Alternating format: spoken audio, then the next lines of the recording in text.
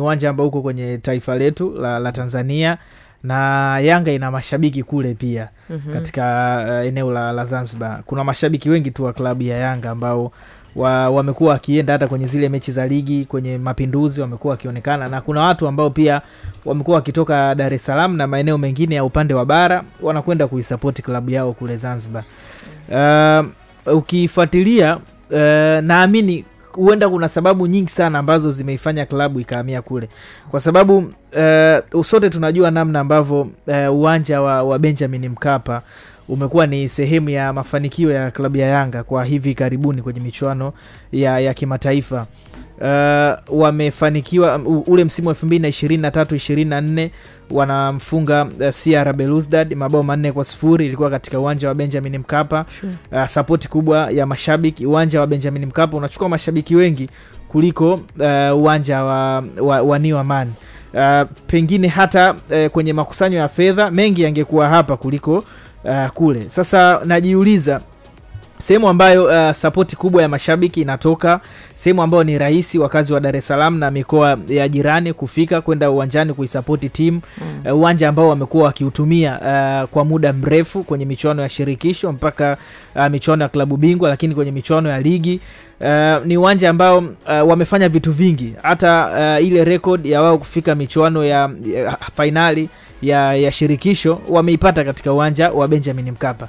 Kwa nini wanaondoka katika uwanja ambao ni rahisi wao kupata mashabiki, uwanja ambao tayari wana historia nao, uwanja ambao tayari wamefanya nao vizuri?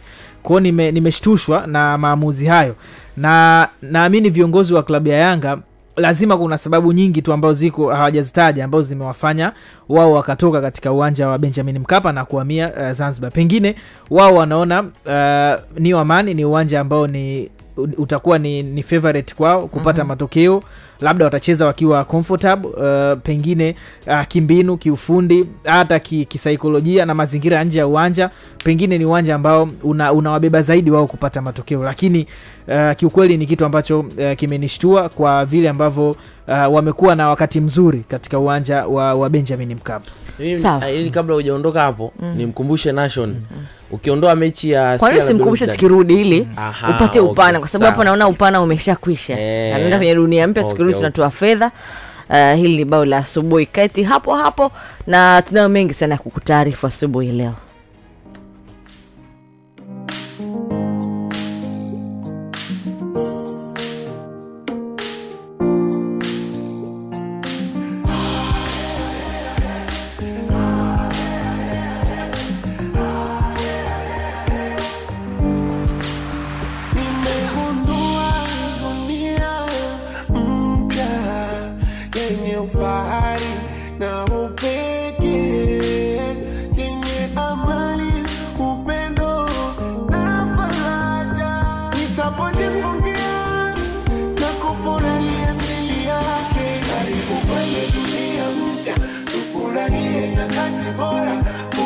Shangwe na nyingi fursa, tucheze na tuungane.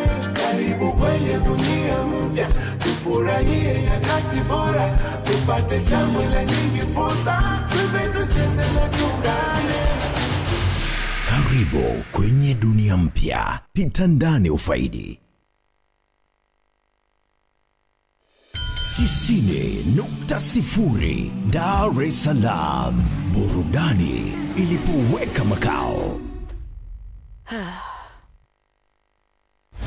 Ita marafiki na washikaji, tusherehekee na wenetu wa 89.9 Bongo FM Arusha. Wewe, safari za kijanja zipo Farasi kwa bei nafuu, salama na punguzo kubwa la bei la 30% katika kila safari uendayo na Farasi. Unataka boda, zipo bajaji za kutosha, gari za kumwaga. Farasi iko tayari kukupeleka popote. Kila safari unayofanya unazawadiwa Farasi Miles. Ni mfumo wa kuwazawadia wateja wetu wenye thamani sawa na pesa. Kamilisha safari zako za wiki kupitia Farasi Weekly Go Offer na upate maokoto zaidi. Safari Safari 15 unapata 7,000. Safari 25 unapata 10,000. Safari 35 20,000 cash. Faras Miles zote hizi unaweza kuzibadilisha kuwa vocha au kuzitoa kama pesa taslim. Pakua Farasi app sasa Play Store ama App Store. Kwa maelezo zaidi piga bure 0800781111 au tucheki kupitia @Farasi Tanzania kwenye mitandao yetu ya kijamii. Farasi Tanzania, safari zako, zawadi zako.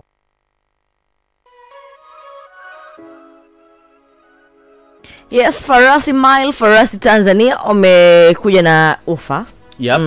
Ukiwa na application ya Farasi unaweza kupata punguzo la hadi 50% ukitumia promo code ya Farasi Bongo. Kiufupi, ukiwa tu unamiliki application ya Farasi tayari wewe una uhakika wa kusafiri. Kwa mfano unasafiri safari ndefu alafu imesoma pale shilingi 25,000. Imagine umetumia promo code ile ya Farasi Bongo, umepata shilingi 12,500. Yaani umeokoa zaidi ya kuokoa. Kiasi kwamba unaweza kufika kwa haraka unapotaka kwenda kwa gharama nafuu kabisa, lakini pia kwa uhakika. Nilishakwambia miongoni mwa vitu ambavyo wanavizingatia Farasi ni kuhakikisha kwamba madereva wote wanaopewa nafasi ya kufanya kazi na Farasi ni watu makini. Hawaangalie tu kwa sababu una chombo. Una chombo lakini mtu wa kuaminika. Kabisa. Kwa sababu mwisho wa siku ukiharibu umeharibia Farasi. Kwa hiyo hawataki hayo mambo. Kwa hiyo ni sehemu ya uhakika sana kusafiri nayo. Kuna bajaji, boda boda, lakini pia gari. Kwa hiyo ni wewe ufanya maamuzi yako tu. Na gari unachagua siti watu 4 au 6. Unaamua mwenyewe. Ushakubaliana watoto wazuri wa bibi kwenye boda. Cheo. Mshikaki. Kuna kigezo. Unaweza kumwambia bwana, "Je, kuna fulani kidogo chukua boda." Utachelewa. Tunabana matumizi. Wewe dasho. Sawa, saa dakika 3 kwa majira ya Afrika Mashariki. Tupa comment yako hapo. Mara ya mwisho wewe ku request na Farasi ilikuwaje? Juma Semindu nimekuona na shukuru sana kwa comment yako, na wengine wote ambao mnaendelea kucomment hapo. Yuko Manosa Mbenya anasema mambo vipi studio, naitwa Manosa, nipo Simiu Nyamalapa. Nauliza hali ya Bajabir, tutafika huko. Haya. Jonas anasema vipi mashabiki waliopo Tanzania wataenda mara ngapi? Waliopo Tanzania au Tanzania bara shehe wangu? Sawa. Mashabiki bwana hawa sometimes ni watu wa kujitoa bwana.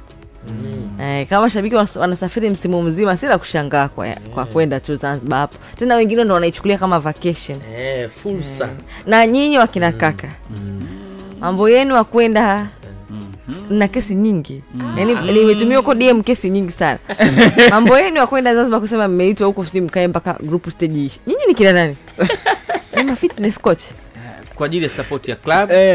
Club nimeona wengine ni mashabiki ndaki wakaona wawapi maalum kwa ajili ya timu kuhamasisha Wazanzibari nyumba ya wageni. Yaani sawa. Swala la Mzize pia limeingilia kati. Unajua tungemalizia kwanza hiyo. Alafu alikuwa anataka kumjibu. Ndio nataka ni wapi sasa. Swala la Mzize limetaka kuingilia kati. Lakini sasa swala la Mzize linakutana na swala la uwanja. Tumalizane na la uwanja then tutakuja kumzungumzia Mzize. Msisahau kwa sababu hapa kila mmoja anauliza kuhusiana na kile ambacho kimemkuta mchezaji huyo. Sasa nataka nimkumbushe Nation Yanga kwenye mechi za kimaamuzi kwenye uwanja wa Taifa, ukiondoa ile ya CR Belouizdad ambayo shinda goli 4, Yanga na Al Hilal 1-1, Yanga na Club Africain 0-0, Yanga na Usma, Yanga kapigwa chuma 2-1, Yanga na Mamelodi 0-0, Yanga na MC Alger 0-0.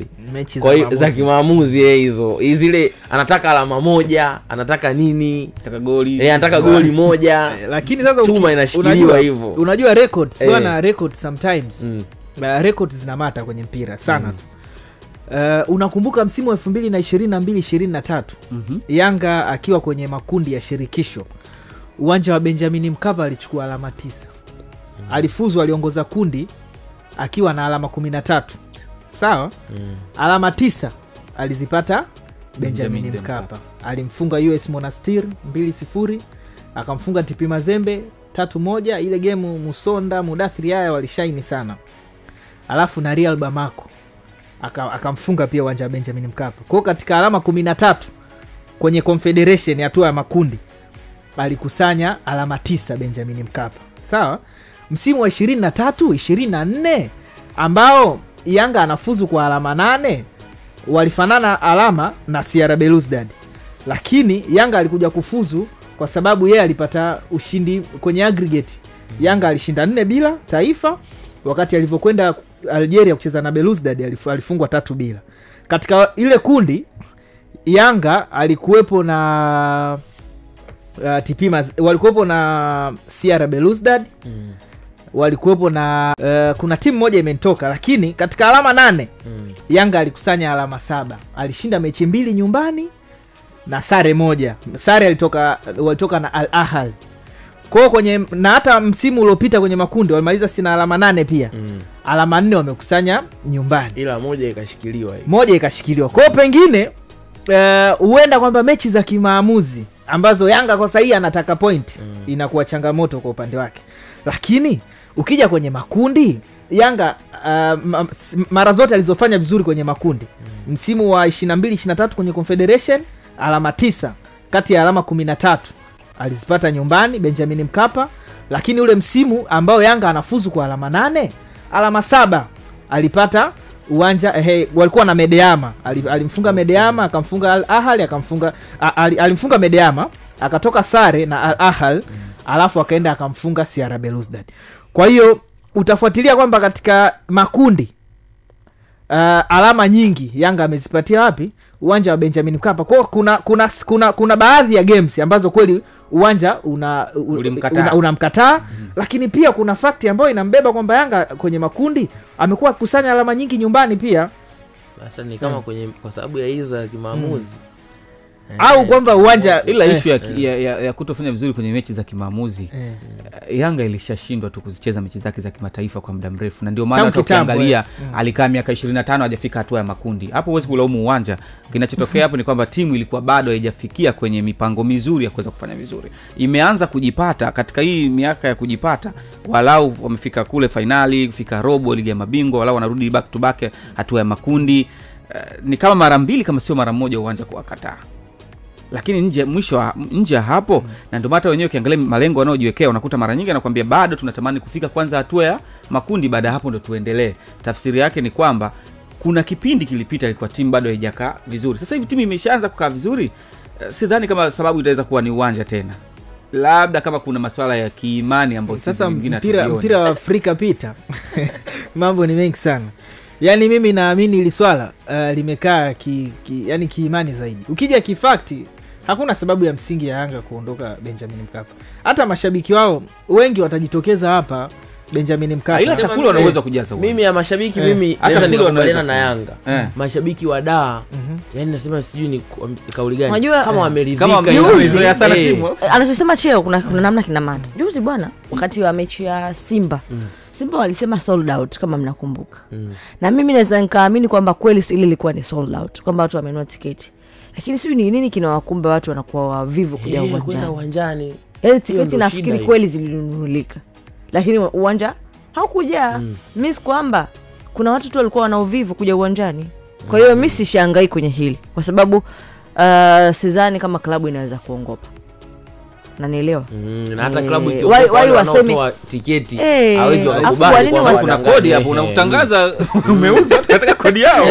Alafu kwa nini useme sold out wakati unataka tiketi nyingine ziendelee kufanyaje kununulika? Yes. So naamini ilikuwa ni sold out, lakini nafikiri hizi timu kuna namna zinavutana hivi kwenye kwa sababu jana yake Yanga walifanya bure kama mnakumbuka, walifanya bure, watu walijaa. Sasa nafikiri kwa Dar es Salaam hapa tumaini pekee la Yanga Afrika ni kufanya bure. Wakifanya bure wanakuja Nyombe. Na kweli unajua mimi hivi ile inabeba. Unajua hata yani ukija uwanjani watu waga wanaamini. Kuna siku moja tulikuwa uwanjani pale, mtu ana mechi haijaisha, mtu anataka kutoka uwanjani. Unamuuliza nini, anakuambia anawahi usafiri. Yaani tukitoka tu hapa watu wanabanana kwenye usafiri. Kwa hiyo watu wanaaminiki pia ukienda uwanjani kama mechi zinapigwa saa 11 walau huwa mtu anaamini saa 11 mpaka saa 2 hivi nimeshapata usafiri. Ila mechi inapigwa saa 2 usafiri huo ni saa 6 alafu mtu anakaa Kimara. Mimi natamani kitu kingine ambacho kama kinaweza kurahisishwa na wamiliki wa uwanja Benjamin okay. au wale ambao ni mameneja mle ndani. Mageti naonaga yako mengi pale, au nyinyi unaona tofauti? Mageti yako mengi. Sema lile geti moja ile lina sababu nyingi lile. Kimkakati sana. Zamani. Geti ile la kimkakati lipo kimkakati. Unajua kule wapo wajuba. Hawatakaki kufunguliwa. Okay. Hilo moja basi tuliacha. Lakini mageti naamini yako mengi. Basi natamani mageti yatumike kwa wingi pia. Majukwaa yako tofauti tofauti. Basi watu waingie katika mageti tofauti tofauti ili huo mbanano, huo mtu msongamano, lakini pia hiyo mtu kusema kwamba anatoka half time ili awahi nyumbani sijui safari. Kwa sababu naamini kila kona ya Benjamin Mkapa kuna daladala. Ukitokea huku kuna daladala na zote zinaweza kupeleka kokote. Ni uzuri Dar es Salaam ndio huo. So mageti yakiwa mengi yanawapa access ya watu kutoka vizuri na kuingia vizuri. Hata hii picha tunayoiona kila siku kwamba wanaingia uwanjani mpaka wanavunja mageti. Ni kwa sababu hiyo. Mageti labda yanafunguliwa mawili basi. Alafu kwa kuchelewa pia. Kwa hiyo ikiwezekana basi waweze kuwapa access ya mageti mengi zaidi. Wasitumie pia ile geti kubwa sana. Kama ambavyo sasa hivi kwenye mechi za kafu inakuaga. Ili main gate hili. Wasitumie basi tu naonaga ndo wanalitumia sana lile. Sasa mimi najiuliza ikitokea ule uwanja sana inabidi na wewe uwe na mechi yao itakuwaje? Ndio wanakoma huko. Inabidi tu kuwe kuna namna pekee. Si uwanja unafanywa marekebisho. Kwenye marekebisho pale basi na hilo pia liongezwe. Ili pia liwape watu access kubwa zaidi. Unajua ile gate kubwa ili la taifa ili la Benjamin Mkapa ili imeandikwa pale juu kabisa kama domain gate. Katikati ambapo magari mengi. Lile basi libaki hata kwa watu wa VIP. Okay. Libaki kwa watu wa team. Basi hata waandishi wa habari tu na kageti kitu kadogo kama kwenye chani ilivyokuwa. Tulikuwa na kageti kitu kadogo kwa hapa. Kwa inasaidia na rahisisha hata mwandishi kutoka nje kufanya coverage, labda ameenda kuzungumza na mashabiki ambao wako nje. Unajua utasongamana sana, utahangaika. Muda wa kurudi pia inakuwa ni easy. Kuliko kwenda kupanga mstari pia pamoja na mashabiki kama ambavyo inakuwa kila siku. So pia mashabiki nao wakipata huo uhuru wa kutoka na kurudi kwa sababu wamenunua tickets bwana, acha waenjoy. Hapo kabla hatujatoka hivi ni nature klabu ndo ilifanya mistake. Yaani klabu ndo ilifanya mistake kuwazoesha mashabiki wao bure. Au ni nature tu ya mashabiki wao ndo timu ya yake inaitwa timu ya wale ni timu ya wananchi. Ni mistake ya uongozi. Yani ni na inawezekana sio uongozi. Yani ile ni mnasemaga mfano kuna unajua mtu waga wanakuwa na hulka. Yani mfano mimi naamini labda nina pesa. Nataka labda niwanunulie tiketi mashabiki. Unajua ile ndio ilitokea. Yani unashangaa sijui mshabiki fulani akanunua tiketi 100, mwingine akanunua tiketi ngapi, mwingine akanunua ngapi, watu wakaingia. Nyingine ikatokea hivyo hivyo akafanya hivyo akanua watu wakaingia. Kwa hiyo sio uongozi ulisema watu waingie bure. Ila kuna watu walijitolea wakanua wananchi unaweza ukaishi tu sehemu kokote. Wakanua tiketi wanapoishi. Unaweza ukaishi sehemu yoyote. Sababu mtu anaweza kaingia bure na akafika kuna uwezekano huko wewe kuja. Kama mimi nishawahi kusafiri safari moja na wao mashabiki wao wametembea wakafika sehemu mtu mmoja akataka kununua miwa. Bwana jamaa akamwambia usitoe hela. Akatoa mmoja wakala wote mle ndani, yani sisi ambao tulikuwa tuhusiki. Yaani ni kawaida yao yani. Kakaa na mashabiki utaelewa wa Yanga. Utaelewa kitu. Wakienda mikoani ni mara chache sana kufikia guest house. Ni wachache. Wengi wanafikia nyumba za watu. Ibane. Ujamaa unaendelea mpaka mikoani. Sijui wale kila mzee autopolo. Yaani wakiwa wanaenda wakiwa wanaenda mikoani hivyo wanapiga simu nakuja. Andaa hapo kama ni sehemu yake. Yaani hela geti nataka kama kuna ile waga wanakula kabisa wanaandaa kwamba Mbeya niko hapa. Simu ziite. Na unywaji mwingi kabisa wanapata. Kaa pale wa Mbeya uombe hicho kitu hupati. So ni utaratibu wao na tuachi as long as kwao vinawaendea. Kwa sababu tunaona hata wakinunua ticket ni bora tu wapewe bure. Wakinunua ticket unasema wanatusumbua hadi sisi. Sawa? Wanavuka mipaka bwana ya maeneo ya kukaa. Sasa tunaye hapa pia Kamwe akizungumzia ratiba ya uwanja, lakini pia akimaliza atatuambia pia kuhusiana na Clement Mzize. Ali Kamwe, tayari ratiba imeshatangazwa kwa maana mechi zitakapokuwa. Young Africans tutaanzia mchezo wa kwanza nyumbani dhidi ya FAR Rabat. Baada ya hapo tutasafiri kwenda Algeria kucheza na JS Kabylie. Baada ya kucheza na JS Kabylie, tutakuwa na mchezo mwingine wa ugenini dhidi ya Ahli Misri, alafu tutarudi nyumbani kucheza mechi nyingine dhidi ya Ahli ya Misri, alafu tutasafiri tena kuelekea Morocco kurudiana na FAR Rabat, na mchezo wa mwisho utafanyikia Tanzania dhidi ya JS Kabylie. Kwa ratiba hiyo tayari CAF wameshaipost, na nafahamu waandishi na mashabiki wa klabu yetu Young Africans watakuwa wameshaiona na kuielewa. Kuelekea mechi hizi za Champions League hatua ya makundi, baada ya kufanyika tathmini ya kina na kuzingatia maslahi mapana ya klabu yetu, nipende kuwatangazia ndugu zangu waandishi wa habari, wanachama na mashabiki wa klabu yetu Young Africans, mechi za klabu ya Young Africans kwenye hatua ya makundi zitafanyika kwenye visiwa vya Unguja, maana ya Zanzibar, kwenye uwanja wa New Aman Complex. Kwa hiyo mechi zote 3 za nyumbani za klabu yetu Young Africans zitapigwa Zanzibar kwenye uwanja wa New Aman Complex. Baada ya hapo tukisha qualify kwenda mbele, kama kuna utaratibu mwingine tutarudi kuwatangazia, lakini ni rasmi sasa niwatangazie ndugu zangu waandishi wa habari, mechi za makundi za klabu yetu Young Africans zitafanyika New Aman Complex, na ndio uwanja wa nyumbani wa klabu ya Yanga kwenye hatua ya makundi. Hivyo nitumie fursa hii kuwaomba sasa mashabiki, wanachama na wapenzi wa klabu yetu Young Africans katika visiwa vya Pemba na Unguja kujiandaa kuipokea timu yetu, kujiandaa na kuanza maandalizi ya haraka kuhakikisha tunafanya vizuri. Nafahamu sasa hivi kwenye mioyo ya watu wengi ambao hawaitakii mema klabu yetu ni kama wameshatutoa kwenye mashindano, lakini sisi kama Young African Sports Club tunaamini kwenye umoja wetu, tunaamini kwenye maandalizi yetu, tunaamini kwenye technical bench yetu, tunaamini pia kwa players wetu, na mwisho tunaamini kwenye support kubwa ya mashabiki na wanachama wa klabu yetu. Hii ngoma tutakamana nayo na inshallah tutakwenda hatua ya robo finali. Kwa hiyo maandalizi kule Pemba, Unguja yaanze haraka kuhakikisha wanaipokea timu na tunakuwa imara kwenye michezo ya nyumbani. Na mashabiki wengine kutoka mikoa tofauti, Dar es Salaam, Dodoma, Morogoro na sehemu mbalimbali hapa Tanzania, pia tunawaomba